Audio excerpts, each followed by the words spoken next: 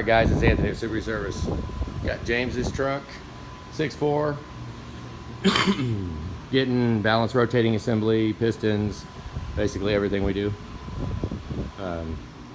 Changing oil in our truck. We took Richard's truck back yesterday, so I got it here. It's way beyond and it's kind of low because it's old. But I got a little idea. Check this out. Watch this. It's air conditioning. We got air conditioning on. It's 87 degrees in the shop. What do you think? Not bad? I mean, not bad.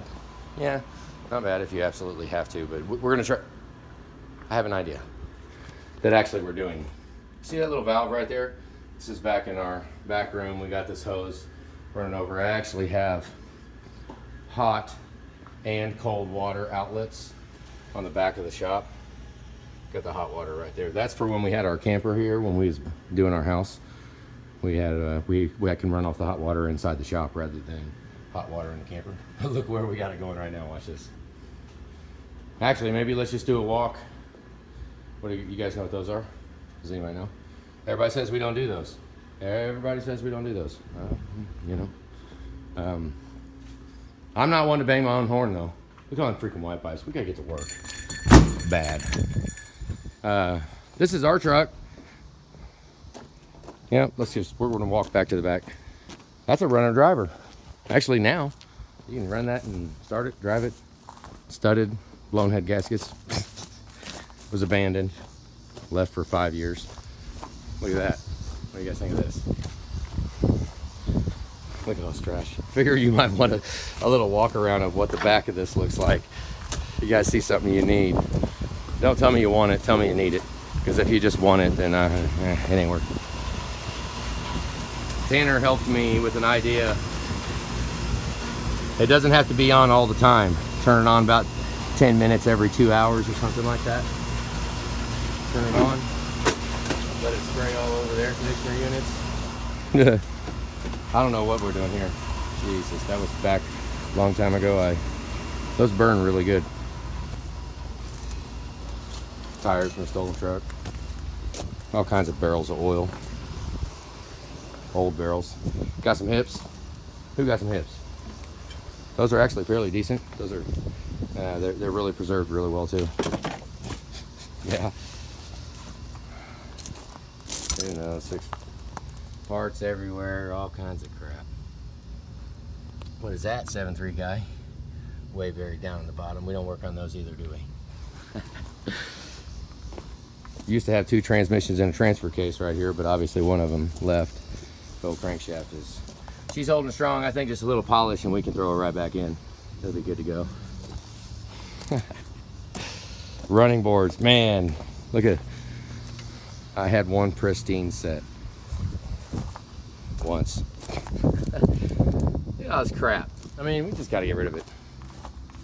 We're about to clean up mode. We had James's truck stashed. We had a couple other trucks stashed and put up, waiting for their turn. And once those got moved, now we can actually get back in here and clean everything up. We'll do that one of these days. And then, I don't know if everybody's seen it. This is our Hillbilly add-on. Right here, that's what I call it. It's the Hillbilly add-on when we got the shipping container, or when we got the machine shop. Yeah, this is our Hillbilly add-on. This is inside that shipping container. Shane Wyatt ran some power on here. Levi put the insulating panels up because it would sweat horribly bad, so we had to insulate the whole inside of it. And it's, holy crap of God. All this is just scrap. This is what the van's for. You'll see the van coming up soon. The van is going to change everything in this room right here. Like, this was our original scrap bucket. Original from way. And we filled it up I don't know how many times and dumped it, and I'm over that. Enough of that. We got a couple air compressors here. Got them plumbed in. And I just hooked them all up, put the drains down onto the bottom and ran them out. And oil pans. I mean, we got oil pans, rocker boxes, upper oil pans, fan clutches. Like, holy crap. What else is in here? Boneyard manifolds. You know, all this stuff is mainly for customers to come and dig through, and then we can make a deal on how much it is. You know, like the actual customer will walk in here and look through this, and they'll pick one out at times. That's what I really like. That's pretty cool when they can do that. Connecting rods, more rocker boxes, pistons. Not the pistons though. Those are just, I don't have anywhere to put them. I don't want to put them outside and let them get all corroded. So scrap day's coming up. I mean turbo. Who needs a turbo? Jesus. There's a couple in there. And then a couple other boxes of turbos. And I got about 9 boxes ready to ship off once we find a reputable rebuilder.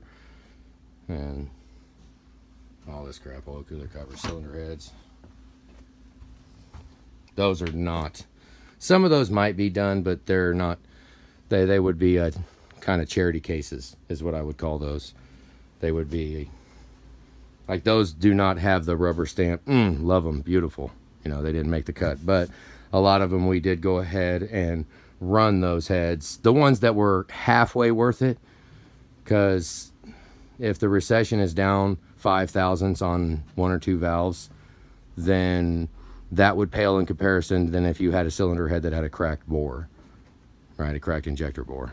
I mean, we could take a little bit less compression for actually being able to seal the fuel. So that's what I keep stuff like that for. Those are ones that we haven't put seats in. I don't push a lot of seats. I can do seats. We do them all the time, but I do not. In my own truck, I would not put seats in it. Unless it's horrible and not cracked. We'll say that. If the only reason I would want to put a seat in one of these trucks is to bring the recession back up. That's it. I would not want to put a seat in to fix a crack. There's no way in the world I would even consider that. That would be asinine. That's stupid. Don't even think about it, because there is no guarantee you're going to cut the whole crack out, right? If you don't cut it out, then drop a lower radiator hose at 3 o'clock in the morning and that truck overheats and you're rolling down the road and it does overheat, you run the risk of that seat dropping out. For what? For a little crack that has never had, nobody has ever had cross-contamination issues because of a crack. Not in normal engines. Now, you go putting it to a dyno and doing all kinds of crazy stuff, you know, yeah, all bets are off. But the customers that we see, the trucks that we see, I have never had a truck have a cross-contamination issue because of a cracked seat. So take that with a grain of salt. Take that for whatever that is worth. Engine harnesses. Look. That's nuts. All right, let's get on, James. I thought I would show the little air conditioner because it's just now starting to cool off again. It's starting to cool off in here. Let's look down and see. I'm wrong. Didn't change not one bit, but it does feel better. So, little walk around. It's Saturday morning, kind of. Tanner's getting 6.4 lined out. He wanted to wait and make sure that he grabbed the right pistons, because yeah, I told him, I said, that's pretty important. Make sure that you grab the right pistons off the shelf. You imagine him weight matching and then cutting to whatever size, and they're not even the right pistons. That'd be a mistake that we have had happen to us from other places. We have had that kind of stuff happen, most definitely.